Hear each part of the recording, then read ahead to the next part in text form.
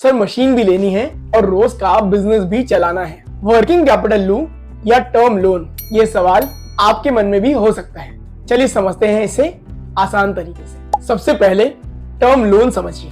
Term loan एक specific और बड़े काम के लिए होता है।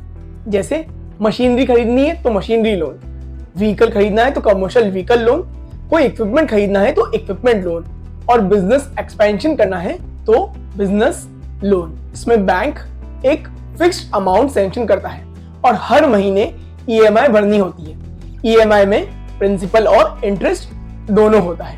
अब समझिए वर्किंग कैपिटल, ये रोज के बिजनेस को चलाने के लिए होता है। जैसे स्टॉक खरीदना है, रॉ मटेरियल खरीदना है, सप्लायर को पेमेंट करना है, स्टाफ की सैलरी देनी है। ये आमतौर पर सीसी या ओडी लिमिट के फॉर्म में होता है।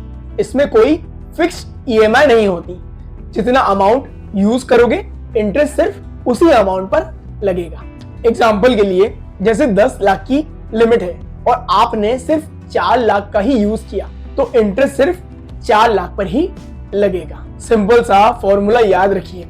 अगर मशीन खरीदनी है, बिजनेस एक्सपेंशन करना है, कमर्शियल व्हीकल लोन खरीदना है या बिजनेस के लिए कोई प्रॉपर्टी खरीदनी है तो टर्म लोन लीजिए। और बिजनेस के स्टॉक के लिए, रोज का बिजनेस चलाने के लिए और पेमेंट साइकिल के लिए आप वर्किंग कैपिटल लोन लीजिए। अब एक बहुत इंपॉर्टेंट बात जो लोग अक्सर मिस कर जाते हैं, अगर मशीन परचेज कर रहे हो तो टर्म लोन और भी बेनिफिशियल और सस्ता हो सकता है, क्योंकि कई स्टेट और central subsidy schemes, interest subvention और machinery support schemes term loan से लिंक्ड होती है। इससे इफेक्टिव इंटरेस्ट कॉस्ट काफी कम हो जाता है। तो अब अगर इसे हम समराइज करें तो माइक्रो और स्मॉल एंटरप्राइजेस के लिए अगर मशीन के लिए पैसा चाहिए तो टर्म लोन लीजिए, और डेली बिजनेस मैनेज करने के लिए वर्किंग कैपिटल। दोनों का कॉम्बिनेशन बेस्ट होता है। ऐसे ही एमएसएमई और बैंकिंग के प्रैक्टिकल कॉन्सेप्ट्स के लिए